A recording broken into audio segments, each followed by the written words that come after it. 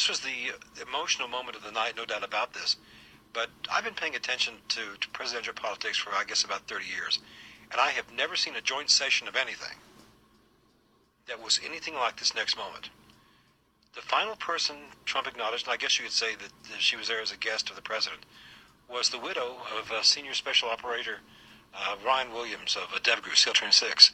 His widow, Karen Owens, was there representing him who died in Yemen last month. And when Trump first acknowledged her and praised him as a hero, the cameras cut to her, and she's so in tears she can't even stand. Then he goes on to make a point about how about his service, and he says Ryan's legacy is etched into eternity. Then turns to her and says, "Thank you." And at this point, he leads the applause that just picks up just practically automatically. Goes for 10, then 20, then 30 seconds. At which point, as I was telling you in the previous hour, you'll hear the people in the audience begin to roar. They'll begin to cheer. And Trump continues to lead the applause for another full minute. And when it finally dies down, he looks at her and says directly, and Ryan is looking down right now, you know that. And he's very happy because I think he just broke a record. And it got a marvelous little giggle through the audience. So I went to CNN because they have the full transcript of the address. And I scanned down to where his remarks, I used a word search. I scanned down to where her name was, Karen Owens. You know what's interesting? All of that was impromptu. The thank you, and then him starting the applause, his line about breaking a record were not in the prepared remarks. These were impromptu ad-libs. And it was one of those moments, if you watch the speech and listen to it, it absolutely transcends the speech. And it takes the form of a solemn show of respect for one warfighter that speaks to this country's tremendous respect for those who serve in the uniform. Boy, you can't hardly, stuff like that, the stars line up, the moon's in the seventh house and all that jazz.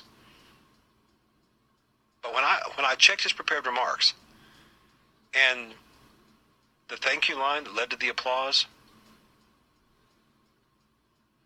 and the ad-lib remarks after that, not in the telepromptered remarks. Wow. And my guess would be it's that kind of overwhelming effect that has led to the word of mouth you've heard all night. We've heard from all kinds of folks who all saw different, meaningful, and powerful things. And, if you think about the time he spent in the campaign saying that he was a businessman, not a politician, his bluntness, his willingness to brawl, emotionally, politically, verbally. And the assumption that much of the media made that, he's just rude, crude, lewd, and vulgar, and oh my God, he's our president. But what we saw tonight,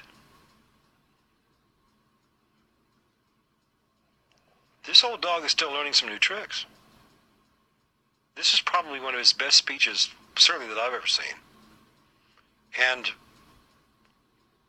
I don't know about you now, when you go to see this, presuming that you do, for me, this is one of the most deeply affecting moments of any joint session, State of the Union, or any other speech I've ever seen.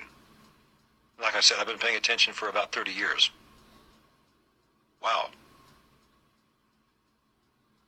Now, like I always tell you sometimes, your mileage may vary.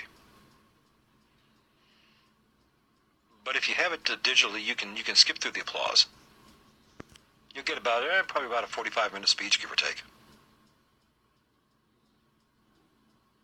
But the courage to ad-lib something like that and lead the audience in applause, and the audience, by virtue of the speech, is willing to be led, Man, that's magic from the podium. You don't see that very often.